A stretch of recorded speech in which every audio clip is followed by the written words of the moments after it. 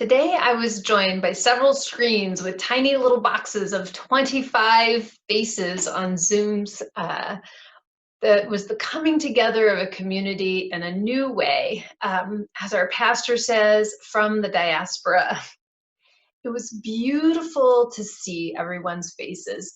It was really nice to see everybody's faces with their names on it, so I didn't have to ask yet again, oh, right, what is this person's name that I now have seen several weeks in a row? And I know them and love them, but missed their name. So that was a really neat little benefit.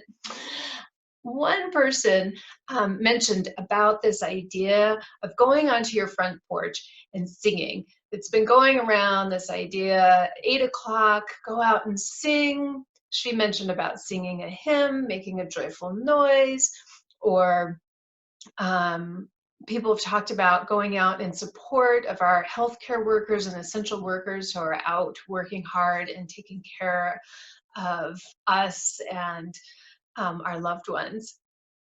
And the pastor gave a note of sort of like caution around that, saying that when we've seen videos of communities who have done this, and there are places like in Italy or in New York where living is very dense and there's lots and lots of people. And so there's lots of people who can open their windows and sing out their windows or sing off their front porches and come together and have this feel of community.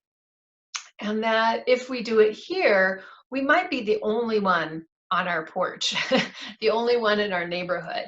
And I suppose if you live in North Dakota or something, or Eastern Washington, or wherever it is, you might have acres and acres between you and somebody else, and you really would be alone.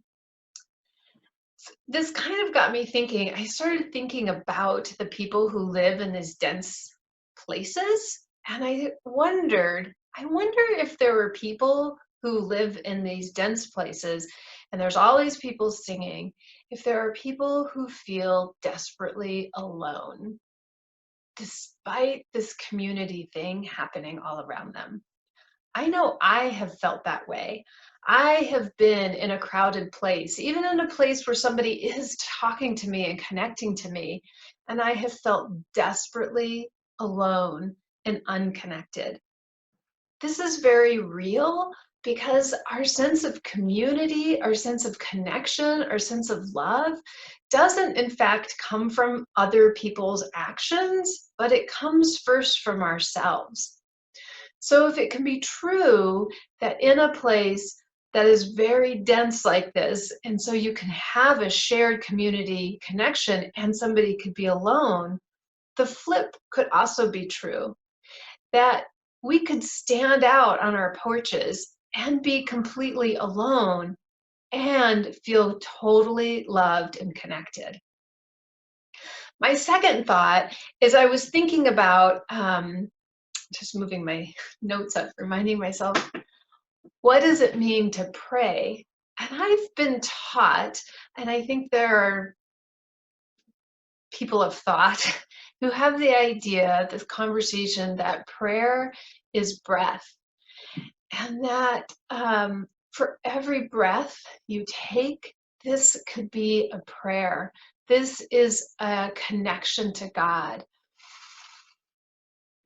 Prayer is a place where people feel a deep connection, a deep love, a deep relationship that they never expect to get immediate feedback from.